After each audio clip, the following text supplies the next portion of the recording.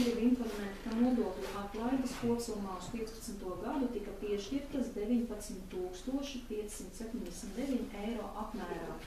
Un tā kā šogad pirmo gadu, tas ir 14. gadā bija eiro pirmo gadu, un iepriekš piešķirtās atlaides bija latos, tad pārreikinotās latos ir 13 760 lati, kas arī ir tikpat summā, cik iepriekšējos gados tā atlaides kopsumma ir bijusi.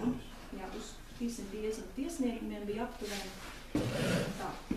Tad gribēju vēl teikt, ka mūsu remonta strādnieki ir remontējuši ambulances telpas, jo zinu, ka ambulances telpas, tātad Zvaniņš ēka ir mūsu īpašums, un tur ir līgumi ar šiem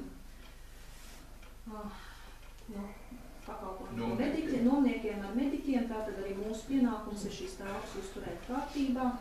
Un tāda vienošanās bija, ka viņi iegādājas materiālus un mūsu darba spēks veids šos darbus. Tur ir lielāka telpa izremontēta, vēl kāds 3 telpas ir remontētas, bet te jāskatās ir, tagad remonstrādīgi ies uz bērndārs telpām un atkal, kad atpūtas, tad ies atpakaļ uz ambulances telpām.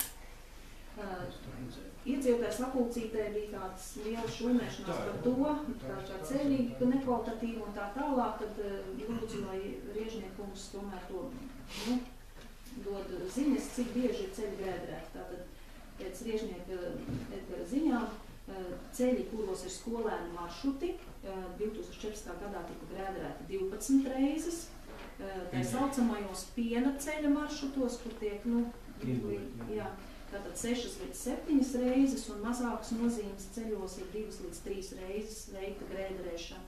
Tā kā, es domāju, ka no pašvaldības puses ceļu uzturēšana, tiek veikta. Tieši grēderēšana, jā.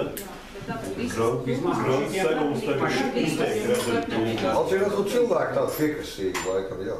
Pašvaldība dar visu. Nē, vismaz pašiem. Tas ir mans ziņojums, ir vēl kādā.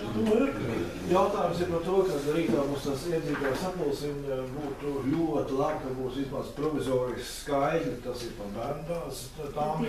Tieši kā. Es saku, par bērndās ir skaidri, tad ir viens kabinets lejā, kas ir tāds skaidrs, no līdz. Remontē. Prasīja, pagājušajā prasīja. Mēs ir ar uzvaras vēstīs, visu varēs nevar. Jā, liekas, ka rītā var pateikt to no mūsu. To vai provizoriski. Jā. Tā, tā, Paldies. Tā.